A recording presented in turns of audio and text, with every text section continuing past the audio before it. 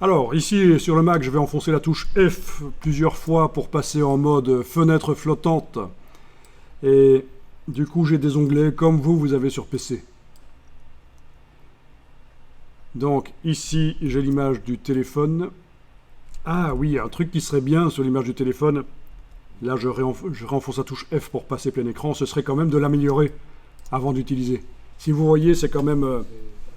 c'est pixelisé. Et il y a de la compression JPEG autour des chiffres. C'est pas seulement. C'est un peu foireux. Bon, on va l'améliorer. Je vais multiplier par... je vais avoir 9 fois plus de pixels. Je vais multiplier par 3 la largeur, par 3 la hauteur. Et on va avoir 9 fois plus de pixels. Actuellement, elle fait combien? Si je vais dans Image, taille de l'image. 1200, 762, c'est pas beaucoup. Hein. Par les standards actuels, c'est pas beaucoup. Eh bien, allons dans menu filtre, Neural Filters. Menu filtre, Neural Filters.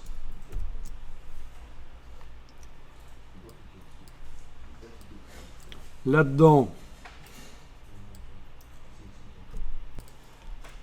vous allez chercher le super zoom. Il faut peut-être l'installer. Ça prend à peu près 90 mégas si c'est pas déjà installé.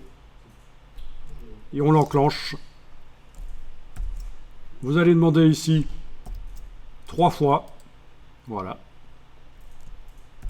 Super important, ici en bas, il faut qu'il soit indiqué qu'on crée un nouveau document parce que si on le laisse sur l'option nouveau calque, il va multiplier les pixels de l'image, mais ça va être à l'intérieur d'une image petite, de 1200 pixels sur 762, c'était ça. Donc c'est foireux, autant que lui demander que le résultat soit un nouveau document. Vous avez un curseur réduction du bruit. Vous avez une case à cocher, supprimer les artefacts JPEG, vous pouvez cocher ça. Donc la compression JPEG, voilà. Vous avez la main pour bouger l'image derrière et voir ce que ça donne. Avec Alt roulette, ben voilà, c'est déjà pas mal ça. Et j'ai même pas réduit le bruit. J'ai juste coché, supprimer les artefacts JPEG. Ça se voit à quel point ça les supprime quand on coche.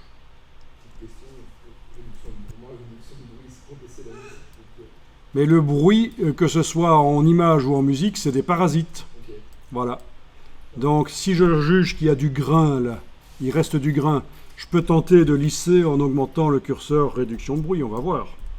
Ça fait longtemps, c'est là, les neural filters. Donc là, c'est depuis à peu près 2020 que c'est 2021.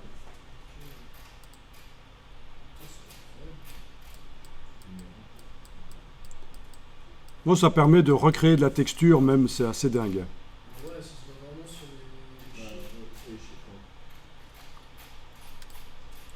Bon, à un certain moment, il va avoir fini de calculer et je vais pouvoir cliquer sur OK. Pour l'instant, il est en train de calculer apparemment. Ah ben voilà, on peut cliquer sur OK. Waouh, c'est trop ça. J'ai trop lissé, à mon avis, ça ressemble à plus rien de vraiment sérieux comme image. C'est trop, c'est too much. C'est plastique. Donc je vais quand même réduire le bruit un peu moins. Je vais attendre que le bouton OK soit accessible. Oui, c'est accessible, mais c'est un peu trop. Finalement, un peu de grain dessus, c'est quand même pas mal, quoi. C'est quand même de la matière, quoi. OK. Et donc, il va me faire une nouvelle image, voilà. Donc j'ai 3 images ouvertes actuellement. Cette nouvelle image... CTRL-TAB, l'image de la voiture. CTRL-TAB, l'image du téléphone, mais d'origine pixelisée. CTRL-TAB, l'image, voilà, du téléphone amélioré. Alors, je vais l'enregistrer. Enregistrer sous. Au format Photoshop, tant qu'on y est.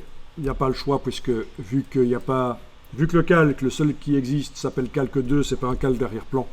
On ne peut pas l'enregistrer en JPEG. Il a été fait par Photoshop de toute façon. Alors, je vais l'appeler ça téléphone vert par IA, c'est x3 par IA, x3 par IA, et ça va être ma version 01, voilà. Moi, je l'appelle comme ça.